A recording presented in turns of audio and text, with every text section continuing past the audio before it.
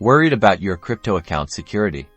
Let's lock it down, Bybit style, with facial verification. First, fire up your Bybit app and tap on your profile icon, usually located in the top left corner of your screen. This will take you to your account settings. Now, scroll down until you see Account and Security and give that a tap. This is where you'll find all the security options for your Bybit account. Look for facial verification. You'll likely see Not Verified next to it. If you haven't set it up yet, tap on it to begin the facial verification process. You'll be presented with an explanation of facial verification. Read through it quickly, and then hit that big Verify Now button to proceed.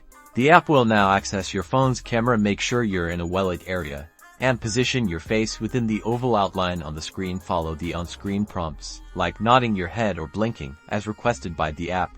If the verification is successful, you'll see a confirmation message like Verification Successful, with a green check mark. Congratulations!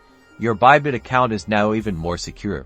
You can now see it says Verified next to the facial verification option. Now your account security is enhanced. Remember to keep your app updated for the latest security features. See you in the next one.